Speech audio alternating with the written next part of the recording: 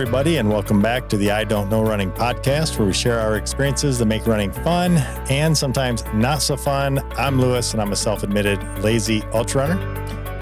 And I'm Mitch, and I'm blinded by these lights. You are. And I forgot, this is brought to you by PT Sports Pro. So yeah, this is Terrence Rubin with PT Sports Pro. Pleasure to join you guys in the studio once again, and looking forward to a more interesting conversation. Yeah, we started to have some very interesting conversation prior to hitting record, and Terrence reminded, hey, push that record button. Let's get some of this. Hey man, this is valuable airtime. We might as well get it out there. Yeah. And I can't see it, like there's notes here, and I can't read any of it because I stared into one of these lights that are in here, so that's what I was getting teased about But you don't follow notes. You just jump in and just I'm really you not, think of something and say it. Yeah, I'm more of a off the cuff kind of guy anyway, so this is fine. Yeah, this is a continuation. This is the continuation of the Wednesday portion of the podcast brought to you by PT Sports Pro. This would be the second episode. We started last week with some introductions and getting into just the first race sign up. What does that look like? First race sign up. And also we talked about what PT Sports Pro was and what it was all about. And then we went over the race gear you need. Right. And now we want to continue that discussion, and we want to talk about training plans, things like that. Like, what's the next step? So, like, okay, we've talked about gear. We talked about that on the last episode. So if you missed that, go back and check that out. And from David DePrado's position, all you need is a Speedo. A pink Speedo. We covered that already. Suppose it doesn't. And that's why he couldn't make it out today. It's too cold for Speedo. Yeah. No, apparently, I heard no. I heard he was out drinking. Yeah. Is that race this weekend? Wait, yeah, that's well, today. Again, depending on how do you want to do the dates here?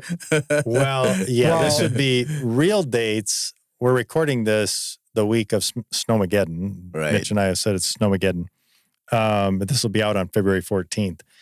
But yeah, he's running. We're on the team Hot Popsicles. Oh, yeah, you are too. Right? And it's going to be this Sunday, man. It's going to be brilliant running. It's going to be stinking running. Cold. He gets his wish. Oh, yeah, for sure. Well, but it's not supposed to be that cold Sunday. Oh, yeah, it is. Is it? Teens? Yeah. Like in the teens? Oh, okay. yeah. But not single digits. Guys, it's winter. We're ready for this. Yeah. It's not conducive. I don't care what you say to a Speedo. That's my point. Well, I'll leave that point right out there. Is that Dave? But he is. Yeah, he's planning on it. There's no way he's not. No, for sure. He said he ran in colder, so yeah. I don't think it's going to be a problem. Well, in Dave's honor, this segment was supposed to be talked about by him. Right. Well, Terrence, why don't you help us out with this next yeah, absolutely. piece? I can be Dave 2.0. Yeah. So at the last conversation we had, we talked a little bit about signing up for that first race, right? And what do we need to do next? So one of the first things that hit our agenda, which you'll see or listen to on the previous conversation, was about equipment choice. And hopefully from that you'd gather how important equipment choice is, whether you're swimming, biking, running.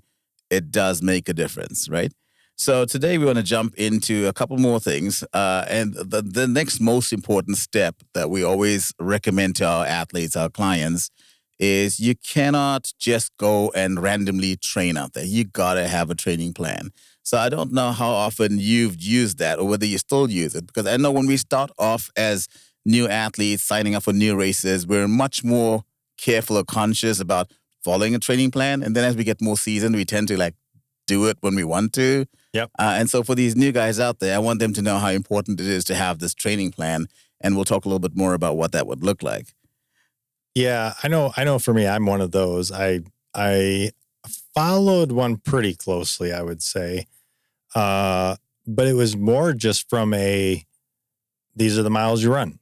That's Right. it. There wasn't any regard to, well, you should run this mileage and you should do it in these segments and the why behind that. Right. And again, we're talking about new runners, but for me, again, too, I've run a few races, but it depends on where I'm at.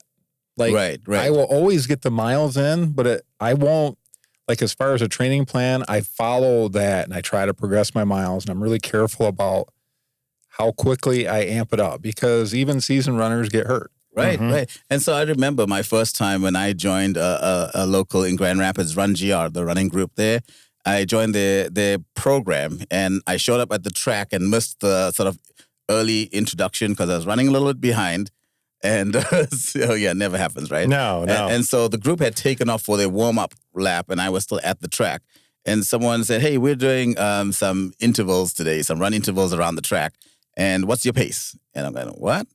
It's like, what's your 5K pace? And I had no idea. Even though I'd run, I had no idea what he meant by pace. Oh, So something as simple as that just almost like tracked me. And so we had to figure out, okay, I think the last 10K I did, 5K I did was this total time. And he told me how to break it down. So my advice, again, when we're talking about training plans and how to follow them and when do we follow them, it's not just about the mileage. So we always start off with the bigger question. So tell me, where are you at in your fitness right now? Have you run? What distances have you run? Have you run at all? Right? Have you already figured out the equipment that you have so that you can do these training sequences with minimal irritation or injury? And then the other most important thing that often gets ignored is how often do you have time to train? So Yeah. if you come up to me and say, okay, set me up a training plan, and I don't ask those basic questions, well, you cannot train every day. And so based on... You can't? No, you can't and you shouldn't. Oh. And so training needs to cycle, right? So that way we can take care of our bodies. So if let's say, if someone said to me, well, I'm available to run 7 days a week. So we'll figure out what can they do in terms of activity in those days where they're not running every day so that the running becomes more meaningful, more precise, and more creating improvement on what they were doing before that. So did we get Terrence on here just to tell me everything I'm doing wrong? Is that what it sounds like? no, but I actually thought about this yesterday or today. I thought about this, the whole idea of like running every day, because a lot of people like to tout, oh, I got this, 2-year streak of running every day. Right. Yeah. And I think, number one, okay, that's cool. But that doesn't work for a lot of people. Right. A lot of people's bodies can't handle it. A lot of people's bodies will only let them run 4 days a week. Mhm. Some will only let them run every other day. So it might be 3 or 4. Everybody's body is different. And then I thought about you and I thought, man, I wonder if Mitch's body can't handle, because you were doing 8 to 10 miles a day for a long time. And I thought, I bet he would be better off, especially now, do the run and whatever. Like maybe you run 6 days a week or So 5 and build the core and all of that. Now, if only there was a professional in the room that could help you decipher these things. I know, I thought about that too. Hold on. He's not a professional psychologist, so. Well, so I do have a sometimes- minor in psychology. So sometimes I gotta run to be happy. So that's not always just training. Sometimes it's just getting out Yes. so I can get 100%. So that's where I'm at. Yeah. Totally. Yeah, and I But think if you could run, hold on, I'm not done. I'm not done talking to him yet. Because scolding him. Yeah, because here's the thing. You had to take time off from running I know, entirely. it killed me. And that's, and I'm not 100% in this, but let's say you were only running 5 days a week prior to that. Maybe you wouldn't have gotten sidelined Maybe. for that long. Maybe. And so what I'm looking at is like your future going, maybe it's time that you actually talk to somebody and go, hey, can you lay me out a plan that will keep me healthy? I can build the core that will help all these things that are hurting. And if you could run 5 days a week, and I'm not saying this is right, Terrence can do all this for you, and you're able to run healthy and run faster and run farther in a healthy way, I think that's a win. Yeah. Sorry. You're not going to get So- your everyday Still streak, struggling. but Still struggling. Well, there is something to be said, though, to running less, running stronger, right? And that concept has been introduced and then revised so many times over, but we come back to the same conclusion that you can overdo the running. And to a certain degree, your body will hold up until it doesn't. Yep. So to your point, Lewis, is at which point do we dial it back so we're not injuring ourselves? Yep. And at which point are we running just for mental health, just because we need to get the fog lifted versus we need to run and train hard? So there's nothing wrong. Let me set this part straight. There's nothing wrong with running every day as long as every day is not a training run. Because when we're training, we're looking at hitting a certain pace or time or a type of run. So let's just dive into that, right? So essentially there's 3 types of running that you would do as part of your training block. You want to do some speed work, right? The speed work will include track repeats and hill repeats.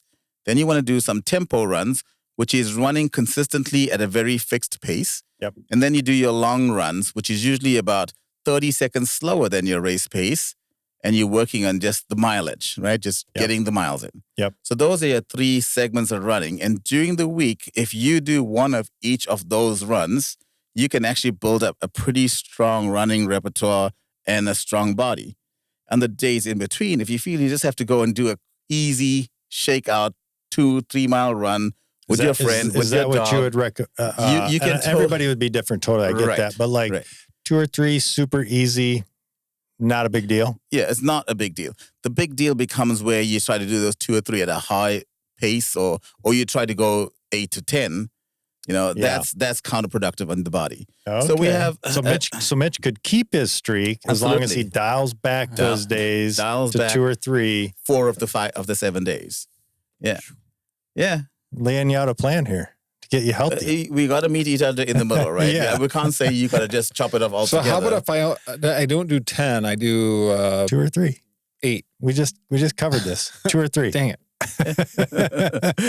So in terms of the training, so what I hear is 8 is fine. That's what I'm hearing. Yes, 2 or 3. Yeah. I think it's very clear. We're talking like 2 or 3. So what I'm hearing, we can. Should we put him on the patch so that we can step down his running slowly? I can just do this. He's no longer able to talk. I'm sure I'm not alone. There's man, I can't. Dang it. But again, on the flip side of that, clients like you, Mitch, are perfect for my practice because you're going to be hurting yourself a lot, and we're going to have to see you and fix you. For me, the hard part. Good thing I have an in. Yeah, you do. But the hard part about it is that it for me it breaks my heart to see someone that loves doing what they're doing not be able to do it. Because to your earlier comment, when you are injured, then you're out for weeks on end. Oh, and then I'm a bear to live with too. Right. Versus if you ran just a little, dialed it back a little bit, you could be more consistent. So as a concept, I'm going to introduce to our audience something that I came up with over the years of training and working with athletes and runners, and I've also used it on myself, and we call it the 3-5-8 plan.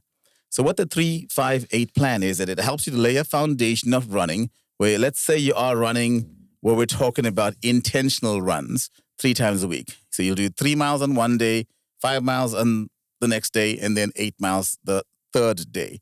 You'd want a day off in between. And when you do the 3-5-8, not everyone can go out and just run 3-5-8 miles. Right. So the idea is that you take whatever time it takes to build up towards 3 miles on one day. And once you can do, so you may, in week 1, let's say you do a Tuesday, Thursday, Saturday run. You may be doing 3-3-3. The following week, you may be able to go to 3-4-4. The following week, you may be able to go to 3-5-5. So once you hit that 3, you don't go more than 3. Once you hit that 5, you don't go more than 5. Now you just work on getting that Saturday, that third run, up to 8. Gotcha. If you can do a 3-5-8, you have preconditioned your body enough to then get into a training plan. So to some athletes out there that have ran before, taken a few years off, and they're trying to get back into it, don't jump in where you were before. Give yourself a 4 to 6 week window of building in a 3-5-8, depending on how your body can adapt quickly to that mileage, before you start adding in those speed workouts, those tempo runs, and then those longer runs. So from a training point, you want to be able to schedule those, understand when you're going to do what. And then to dial it back even one step further is, how fast do you need to train? So we have this thing, there's a table out there that was put out by Daniel's Pacing Tables is what it's called. And he created this algorithm where if you go and do on a flat course, basically, run 2 miles as hard as you can. Whatever time you get for that 2 mile loop, can then plug it into a table that says, well, when you're doing 400 repeats, here's the pace you should be training at. When you do 1 mile repeats, here's the pace. When you do a 5K, a half marathon, and it gives you the whole line of where you should be training according to this VDOT table. Okay. And I think that's very helpful to help athletes that need to know where they should be training, because you can go and do a 3-5-8. You can go and run tempos and intervals and long runs, but what pace are you supposed to do it? Right. If you're going too fast, you're going to hurt yourself. You're going to go slow, you're really not going to gain anything or grow. Right. So how do you find out where you need to run? And this is where the pacing tables really help, and doing a 2-mile time trial really helps. So the reason why I'm spending so much time talking about running is because you can apply almost the same principles to swimming and biking. Oh, right? okay. So when you do, for example, when I go out and bike, especially when I'm doing like a 70.3 or longer event, in my training, I will do speed workouts with my bike, where I'm doing a sprint from one point to the other, and then I back it off from that point to the next. And I'll do those sort of intervals around the course wherever I'm riding. Yep. And the next time I'll do, okay, can I do 2 miles or 3 miles or 5 miles as hard as I can, based on my plan? And if my goal, for example, for my race is to ride at, I want to average 18 miles an hour. When I do those 3 to 5 minute segments, can I average 18 miles an hour? And then on my long bike days, I just go out and bike 20, 30 miles, whatever I'm supposed to do per training. Yep. So we don't often think about applying those principles to swimming and to biking, but it really can be applied. And that's why working with a good group that understands the parameters of training and setting that plan together for you can help mitigate quite a few downtimes from injury. And, you start to enjoy your workouts. Yeah, and you can maximize what you're getting from your workout instead of, if you're going to put in 2 hours of time, you want to get some kind of a benefit back. What is the value add to all of that? Yeah, and if you're not doing it right, yeah, you're getting your time in, but man, you could be getting so much more if you were following a plan that was specific to you. I think in my group, when we realized that on our easy days, we were running way too hard, right, and not actually backing off. So we learned a lot from that. Because every time, if you're running with a group, it seems like if you're not careful, it turns into way faster than it needs to be every time. Yeah, you're running as fast as you're running at the speed of the fastest person's most comfortable pace, right. Essentially. And that's good for different people on different days. Right. And bad for different people on different days. And that's why it's so important to kind of work out with people that have similar paces, which is why I always recommend a bigger group that you can join, or a training club, because then you'll be able to run with different groups based on where your pace is at that time. Right. So you may be a 7:30 or 8-minute runner, but if you're coming off an injury and you're running at a 9:30 or 10, you do not want to be running with your friends from the 7:30 or 8-minute group. Right. Because you will be sucked into that pace. But you shouldn't be. You'll pay for it. You'll pay for it. Yeah. And end up being potentially down for more than a run. You could be down for weeks. Yeah. And so that training plan then segues into injuries, right? Yeah. And, you guys have probably had your fair shake out of injuries. Never. Right? No, not at all. Right? Yes. and I'm sure good. when you think about it, you can correlate it to something really specific that you've done, and sometimes something really stupid that you've done. Yeah. And what makes an injury linger on is when you sort of you injure yourself, but you're not willing to admit that you've injured yourself. So you just keep running through it thinking, it'll go away. And it doesn't. In fact, it makes it worse. Yeah. It's funny for me. I've never typically had that problem because I am always good at taking a day off or two. So if I'm injured, I can rest. Right. The rest part of rice, I can do. So what we also say is, when it comes to training and working out, the most injury prolific people are the ones that are running too much, too fast, too soon. Oh, right? I thought too little was going to be in there too. So too much, too fast, too soon means that you're putting on more mileage on your body than your body is ready for, and that's why again that 3-5-8 step up plan is important. Right? Too fast is because you don't know what your pace is, so you get into someone else's pace, and I have a question on the 3-5-8 though. How do you know that it's the right mileage? Because I could go out and run. I bet I could go out and run 18 miles. Right. Easily. And that's, but so this I know it wouldn't be 358, good. yeah, just to clear, the 358 is not for you guys. You know, you may not know running, but you're ultra runners and you know running. This is for that newbie that's like, okay, I signed up for this race because I'm excited about this new event, but I don't understand how to train. Where do I start? Gotcha. And so that's why we introduced the 358. Gotcha. Okay. Yeah. So injury. Yeah. How do we, we've touched on a little bit, but how do we continue on? How do we avoid that? So we have to make sure we're really understanding how our body feels normally at rest, how it feels when we train, how it feels during recovery. So we pay attention to all the components. If you understand this, then when you go out for a run and your calf muscles start to get a little sore, you're not freaking out because that's not an injury. That's just the effect of training, of working out. Right? It's when that persists, because normally you'll stretch it out afterwards, you relax, things calm down. By the next day, you feel great again. Hydrate. Right. Could be an issue. And so we'll talk a little bit about hydration and nutrition because I think that's key as well. Well, it's funny because I was going to ask you specifically because in the winter, it's hard sometimes to judge. Right. It is. In the winter or when it's too hot, we have as many issues from overhydration at races than we do from underhydration. But hold on that a sec as we talk a little bit more about injury, because I want to make sure that our listeners are paying attention to their bodies and where would they see potential injuries. So with some of your injuries, some of the injuries that I've had, the most of the time it seems to be knee, ankle, foot, right?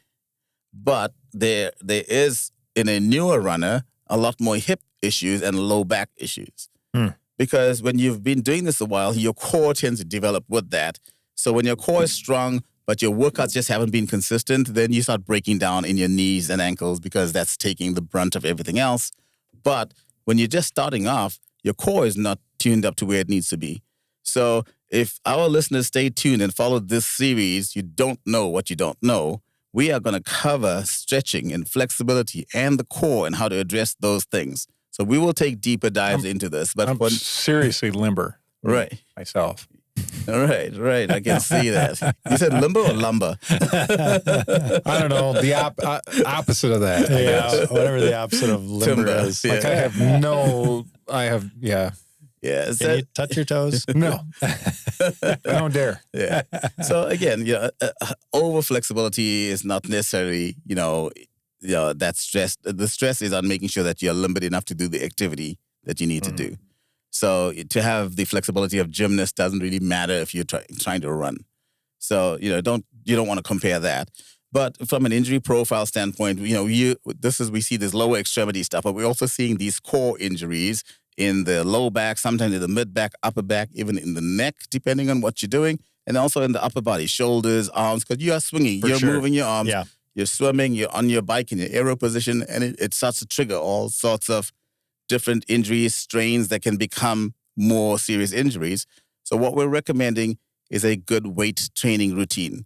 So on those days that you're not running, or on those days where you're running just a little less, less than Mitch's, you can build in some weight training. Yeah. And what does that look like? There's a whole sequence to weight training that takes another whole lecture to cover. But we want to educate our audience. We want them to really feel that when they get out there and they start doing these activities, the things that we've taken for granted, they can do it with minimal injury. And when they do get injured, they know how to get it addressed. And what we've benefited from is that we've had a much longer time to adapt and get us to the kind of racing that we do. But it doesn't mean that we ourselves cannot also change as our bodies change. So we really want to be kind of sensitive to those aches and pains and how are they persisting and what can we do to then treat them. So anything else on injury before without diving into very specific things? Yeah, no, I think that leads us right into, okay, had a good run, whether it's training or the race, now what? I get done, felt good, or maybe I did feel a little twinge. What do I do? Right. So the twinging, I'll even have some of my patients diarize some of the things that's going on, because if you start running and your leg hurts and you then stop, you're not going to know, if I ran more, would it get more painful? If I ran more, would it go away or would it stay the same? So I look for three things. Does it stay the same? Does it get worse or does it get better? And so I keep it very simple. I don't need every single cycle. I just need one of those three responses at the beginning, in the middle, in the end, depending on how far you go through your workout routine. Yeah. And that really helps you to then identify if you start running, you have some pain and it feels the same. It doesn't get any worse. My next question is, does it change how you're running? Do you feel that you have to slow down or are you limping? Yeah. And if you are slowing down or limping, then it's time to either scale back the miles or stop altogether, depending how serious that is. So this is where understanding same, better, or worse will help. Because sometimes it actually gets better, at which point you can keep running. Yeah. Right? Then the question is, when I'm done running, does it hurt a lot worse or is it about the same as it normally is? Because that tells you, well, do I then space it out a little bit versus running back to back? Right. So every response you have leads you to that next decision as to how you should then follow up with your training. And this is so much for every athlete to kind of put together. And this is why we want you to work with a personal trainer, right? Someone that can help you, guide you through that, having some sort of resource, some sort of accountability, someone that can say, hey, that doesn't sound right. Your knee shouldn't hurt when you do that. Let's have that looked at. And so we want to bring those resources together into one pool at PT Sports Pro and be able to help the athletes in that sense. And so initially, we'll be able to help you triage that and maybe just get an idea of here's what you should look for, here's what you can talk to your doctor or your therapist about. And if you're not getting the help that you need or the relief that you need, come in, see us, and we'll try to, work it further with you. Yeah. So if I have a good run, then what does that recovery process look like? So from a recovery standpoint, it all depends on the mileage and it depends on the speed that you worked at. So for example, let's say you've done a really long run, you've depleted your system of its energy level. So in terms of nutrition, you want to make sure you can replace those nutrients as soon as possible. So now why is that? I hear that all the time, the as soon as possible. There's got to be a reason why. Well, we say as soon as possible because it's also impossible to replace all the nutrients while you're working out. You can take a certain amount of calories in, usually about 250 to 300 calories an hour, but you're burning a lot more than that when you're working out. So you're going to be in a deficit when you're done. So in order to get those building blocks or those nutrients into your body as soon as possible, building blocks or amino acids, branched chain amino acids, are necessary for tissue to heal. So if you don't get that into your system as soon as possible, then the healing gets delayed. Swelling will persist more. Water retention will still take place. So this is where that balance is important. Gotcha. So a couple of things that we recommend to help your recovery is actually proper nutrition and hydration. So from a nutrition standpoint, outside of just eating balanced meals, and we're not going to get right into a specific diet, but outside of your balanced meals, we all know about maybe taking some Gatorade. It's got some electrolytes in it, right? Electrolytes are important for muscle function. But we also know about GU, because GU actually has some calories in it. And calories are important, as we just said, in order to maintain a certain level of performance during an activity. Then the third thing that we're starting to find out more and more about is these branched chain amino acids, BCAAs. And you can actually take them before your workouts, during and after, again, depending on how long your workout is. And that helps you from a recovery standpoint. And so we look at nutrition being an important segment of recovery. So if you get done and you're like, man, that felt really good. I think I burnt off a ton of calories and I want to keep the weight off, so I'm not going to eat. That's the worst thing you can do. You got to refuel your system. It's kind of like you drive a car. You put in some premium fuel and you drive it on the race course as hard as you can. And now you're down to like 1/8 of a tank. You're on that red line. And you're like, yeah, but I think I'll just drive it slower for the rest of the week, and I should be fine. No, it doesn't happen. You gotta refuel. Yeah. So your body's the same way. You gotta refuel. You can't let it red line all the time because then you'll pay for it. What happens when a car gets to that level? It starts to stutter and choke, and then it stops. Your body will do just the same thing. So outside of the nutritional part, the hydration part is also important, right? How much of our bodies is made up of water? So we want to make sure that we're taking in the right amount of water. What does that look like? So in general, there's a couple of different algorithms out there. The one that I found most helpful was that for every 100 pounds that you weigh, you should be taking in about 70 ounces of water. Okay. So that sounds like a lot. If you're looking at a 200-pound person taking in 140 ounces of water. So the what I want to kind of clarify on that is that it's not just 8 ounces of water, which is 64 ounces, which is what we've always been told. Yeah.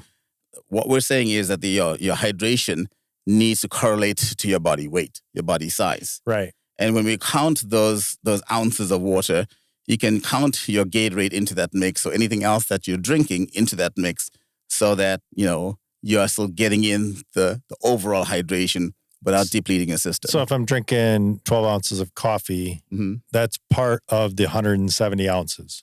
Yes. Okay. Or 140 or whatever your weight is, right? Yeah. It's part of that. But remember that. But there's a ratio there or something. Exactly. Yeah. So if I drink 12 ounces of coffee, I need to add 6 more ounces of water to my 140 ounces that I'm supposed to be taking. Gotcha. And that'll kind of take it from there. Gotcha. Okay. And again, when we talk about this 140 ounces, this is for someone that is like, the 70 ounces per 100 pounds. This is for someone that's heavy into training and they need that frequency. So then if you are just starting, you should, for a 200-pound person, instead of doing 140, at least start to get over 100 ounces a day. Right. Even 100, I mean, a lot of times when you talk about how much you drink during the day, most people are at 50 to 70 ounces. I can see that. It's not enough when you're training. Yeah. And so that training mode really is what kicks it into the 70 ounces per 100 pounds. Question on the nutrition side of things. So, I don't know a way to do the simple math, but maybe you can figure it out with this question. And not looking for specifics, but so let's say somebody is trying to lose some weight, and they're training also, and they go out and they do their run. They gotta get some nutrition back in. How much nutrition? So like, I just went and did an 8-mile run, and I want to get some nutrition back in me, but Are you talking about me? No, not at all. Because I think that this is you just said it, like they're trying to lose weight, so they don't want to put a bunch of nutrition back in. Right. But you have to get something in. So what do I have to do? A banana? Is that good? Or what? How much should I have? Let's say, and I don't know how to figure out to pose the question in a way that kind of makes sense for a general question. Yeah, and I think I can help you with that. So one of the things I recommend when I start working with a client or an athlete that wants to get into a proper program from a nutrition and hydration and exercise standpoint is there's an app out there called Lose It. Now, there's other apps as well, but this app called Lose It is free. You can go in and log in your current weight, and let's say you want to lose weight. You can say, I want to lose 1 pound, 1.5, 2 pounds a week. What does that look like on this app? So let's say if you weigh 200 pounds and you want to weigh 160 pounds and you lose 1.5 to 2 pounds a week, here's how long it's going to take you to get there. Yep. And based on that weight loss, you should be taking in 1,800 calories a day, right? So what the app allows you to do then, it gives you the target calories, but then you can log in breakfast, lunch, dinner, snacks, drinks, what have you, and it'll subtract from those calories. So where you have to be careful when you're exercising is you're planning now on eating 1,800 calories. And then you go and work out and you burn 3,000 calories. So you want to be able to support your body beyond the 1,800. I would try to put in at least half of the extra calories that I burn from the exercise standpoint, just so that I don't run into deficit and create other issues. So that's sort of the general calculation that we use. Gotcha. Where it's not just, you can't just say, well, I did that 3,000 calorie burn, so I'm just going to still eat 1,800 because your body is going to be in a deficit. Right. Okay. Right. So, so if I need to bring, so I just want to make sure I'm clear on this. So if I need 1,800 for the day, and this is just a random example, 1,800 for the day, I burn 2,000. Mm-hmm. I want to get like 1,000 in right away. So now, other than that, I'm going on. There is a resting or day-to-day caloric burn that you get, right? So when you're talking about burning 2,000, If we're talking about burning that through just additional exercise, then yes, you want to try to get half of that in. But you want to get that in right away, though, is what I'm looking at. No, but like add it to your, so if you had 1,800 calories and you burn 2,000 going for a long, long run, you want to try to get in 2,800 for that day. Okay.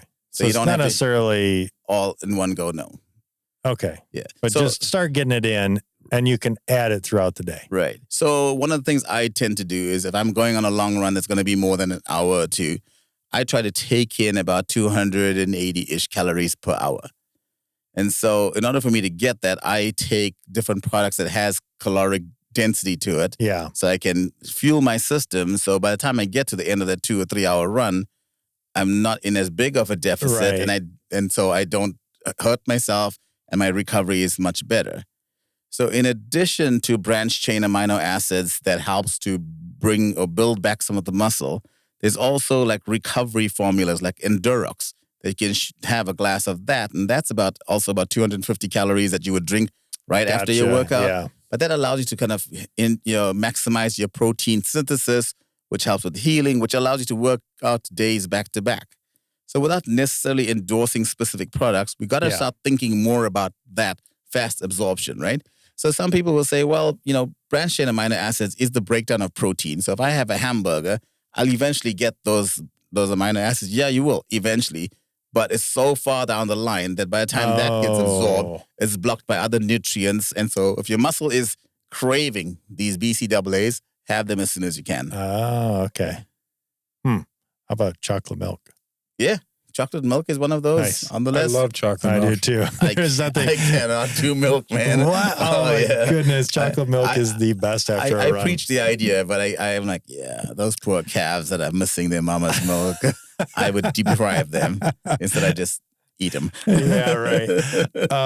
I did have so do you recommend that we, if I'm going to do a 1 hour run, should I be taking like something with me and trying to get in 200-300 calories for that run? If it's just an hour? I would at least preload Okay. and catch the On the front end. So try to preload so you catch it on the front end and then make up for that deficit when you're done. It's funny because So you don't have to run with that for an hour. What would you actually have? Because my stomach cannot handle a lot of that stuff. If I'm running and then try to actually eat before I run, Right. my stomach. So never if you're handles doing it. any solids, you don't want to you don't want to eat anything in that 2 hour window before you run.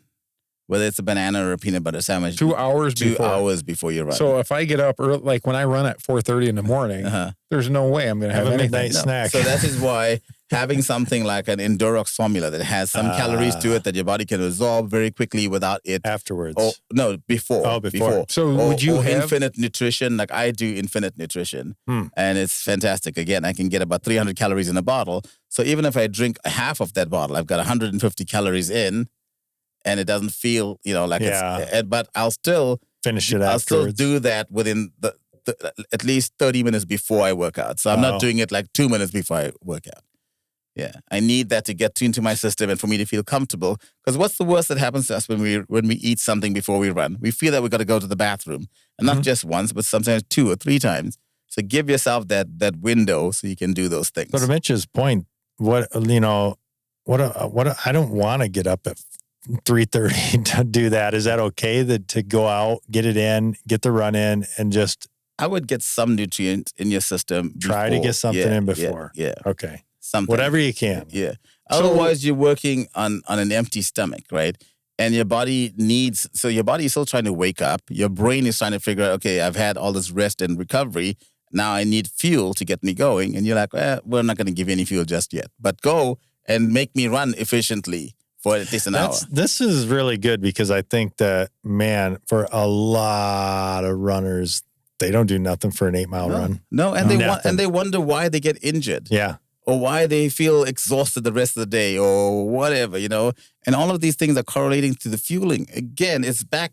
I love cars, so I'm always correlating it to that. So would you do like a shake or something like that in the morning? That's what you would. Okay. But you want to do that at least a half hour before. Yeah, and if you do, the nice thing with shakes and stuff is that you're already breaking down, the whole product. So you're not Yeah. having to like digest Yeah. while you're running. What about those? And boy, we are not even close to where we should be right now, but this is okay. What about those? For me, I am one of the fortunate ones that, like, this afternoon, I had to go get a run in, and I'm like, I haven't eaten. I literally warmed up fettuccine Alfredo, ate it, got changed, and took off and ran. It's fun, but I'm fine. Like I can do that. So Yeah, but so what's going to happen is that in order to digest the fettuccine, your body has to send blood to oh yes, right yeah, to the digestive system. Yep. And then you start working on your musculoskeletal system, and it needs to divert blood to that. Now, it can sometimes, depending on how far you're going, how fast you're going, it can sometimes do both.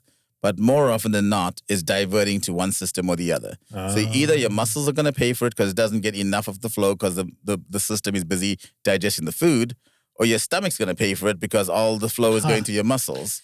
So what one would you suggest? Like if I was going to buy like a Make My Shake, what would you suggest as far as like what brand or anything like that? So I personally am a fan of Infinite Nutrition because it has different formulas for longer distances and shorter distances and caffeine or no caffeine. But there's also Hammer Nutrition that has some products out there. Yeah. My advice to people is always try sample products before they end up using it. And if you're going to use something, try it on shorter runs before you go on the longer runs because you don't want to have an upset belly. Because I'm trying to think of the one that they had at Grand Rapids Marathon. They had a nutrition that they it was for like, a shake. Yeah, Oh. it was like Yes, the big bag of stuff. Yeah. tasted really good. You know, again, there's some people that love that kind of stuff and they can get it into their system. Go for it. But it's just that's why there's no like one size fits all. The bigger takeaway from this is get some calories in before you run. And, you know, it's better if it's not fettuccine Alfredo. or do it more than 5 minutes before I go. Yeah, exactly. Okay. Yeah. No, this is actually really informative. Yeah, let's move on. I feel like we're really behind here. No, I think we're doing pretty good because the next segment is really just a couple of sentences and then you guys asking more questions. But I will add True. to the end of that recovery, there is Yeah. one more thing that we're starting to see a lot more of, and we will actually have this at the practice as well, is pneumo compression boots. So kind of like these air boots. So we use a system called Rapid Reboot. And you put these sleeves on, which goes from toe to like almost groin level, and it gives you graded compression to help with restoring blood flow circulation. Works wonderful magic. So if you have access to something like that, look it up, find out about it. They're about $1,000 for that. Yeah. Yeah. So we will have a set that we'll have at the practice, a couple of sets. And not only will we have a recovery room that you can just come in and just have that done if you want after a long run, but we'll also take it out to race expos and have people use it and try it on the day Nice. before. Nice. So we really, again, we want the athletes to be educated, Yeah. understand how they can manage their symptoms. And recovery is important, right? I am totally taking advantage of you. Oh, you better. when we have a race, I'm like, Yeah, no, that's why we're building it. We're building it so you will come. I mean, like Terrence, Need those boots. Yeah. like, what do you got? Those leggings. Like, not only do I want you to work on my legs, but what do you got to drink? Oh, yeah. I'll have that too. Very Lots important. of very good Oh, filtered Very Yeah. water. important things. Yeah. Yeah. So, as we talk about, we talked a lot about like even aging athletes and as we, even with experience, have started to retrain and get back into stuff, like how do we need to do things a little differently? And speaking of doing things differently, there are basically three sort of segments outside of the age factor that we also want to consider. And one is like female athletes, the other one is the youth athlete, and then the older or the aging athlete. So I think we've covered the aging athlete quite a bit. But let's jump to the one in the middle, which is the youth. You Because hear how old he is tomorrow? see, this is the thing, right? So He's freaking old. Not as old as you. Never will be. So it'll be the youth. Yeah, I'm still youthful. And so, the metabolic state of a young person is very different than the metabolic state of an adult. And so the caveat or the key here is just make sure that if you are working with athletes that are younger, under the age of 21, not skeletally mature, still having different levels of hormones going through their systems, and they're starting to stabilize. We have to address those issues with those athletes too. So the biggest thing we notice with high school athletes is that they're not watching their nutrition and hydration. They don't understand the importance of electrolytes, and they can do it, but it comes at a cost. And so as they build up towards that final showdown, when they get hit that regional championships or qualification rounds, their bodies are not holding up anymore. So what I want them to take home from this is that look at your bodies the way we all do in terms of nutrition and hydration, and feed the system, because we as older adults will notice it, and so we'll have to do something. These younger kids won't notice it until they do, and then it's too late. And then I don't notice it. Still young. Still that's what it is. No, you're actually not. Because you're not even really officially middle age anymore. You realize that. Unless you live, what's the next subject? Unless you live, we gotta stick to the plan here. Unless you live to 100. I mean, that's possible. Anything's Planning possible. on it. Planning on it. Yeah, maybe if we follow some of these I know. tips, yeah, I'm learning that, man. I'm still using the high school approach. Well, and then there's also the female, approach, and especially with young female athletes, our biggest concern there as they go through, menstruation is what are they doing to handle their iron and, managing their, the iron intake. And sometimes they even need supplements for that. And so be able to understand, identify what's different. And then with the older female, the menopause window, how do we manage, their activity, the active level, even at that point? The key, again, is that no matter what your age, your gender, and how your body is recovering, you got to pay attention. And you can get help. You don't have to say, oh, well, I'm going through menopause, so I'm supposed to get whatever, slower or harder or whatever. There are things that you can do to just move that needle a little bit so you can just enjoy the activity as best as you can. And so for all ages, that is our preach is make sure you understand your body well enough that you can take care of it so it can take you where you need to go. Yeah, understanding that whole feeding the body correctly. Like, it's not like I've never heard that, but I've never understood the importance of the why. And I think that for whatever reason, if you can get away with it, you just get lazy and just get away with it. Right. But even going back to the whole, what I was preaching earlier about, like, get the most out of the hour or 2 hours that you're working out. This is another reason to like get the most out of it. I mean, if you're not fueling your body correctly before, during, and after, you're not getting the most out of your training.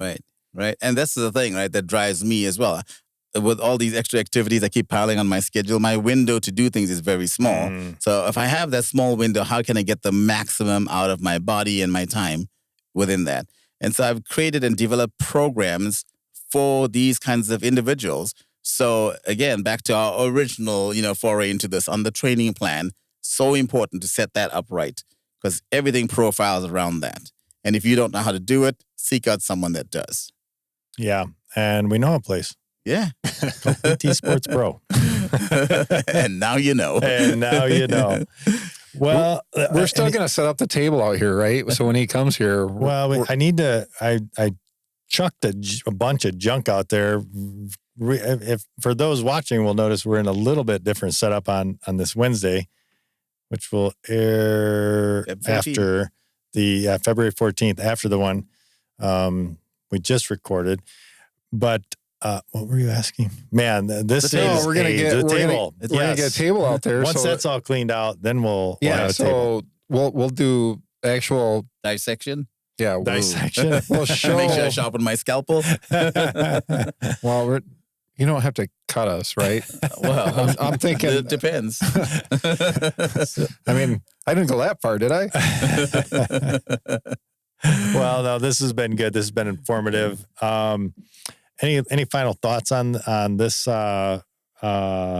training, understanding how to stay out of injury or trying to stay as healthy and injury? What am I looking for? Injury free. Injury free. Yeah. I was going to say injury prone, trying to stay injury prone. Like, no, I don't want to be injury prone. I'm already injury prone. Yeah, prone. Prone. And That's the word. I was like, not porn. There's an R and an O that are Yeah, just flipped there. Yeah. The springing into an active healthy lifestyle. Any final thoughts on that? Anybody?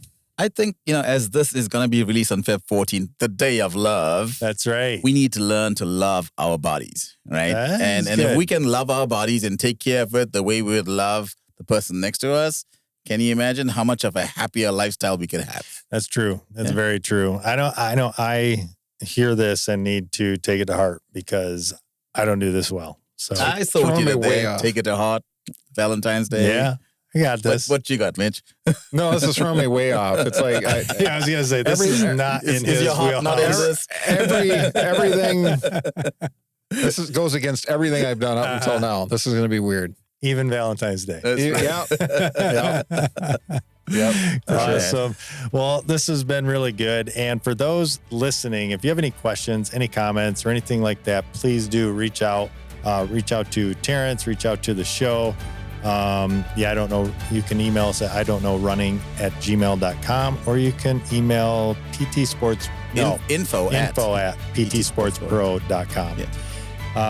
Awesome. That is going to wrap up this Wednesday's episode of the I Don't Know Running podcast, brought to you by PT Sports Pro. Be sure to tune in next time as we share more about what we don't know. Yeah. Until then, keep the questions coming. Yeah, and we are excited to be producing this segment for you guys, our listeners. And so I want to cue up the next segment that's going to be talking about what happens at the race. What kind of medical coverage do you have? What can we do and access on that day? So as you go through these different topics, get ready for event coverage and the medical side of it, and how we at PT Sports Pro are prepared to help you. So you really don't know what you don't know, and that's our job to make sure you know.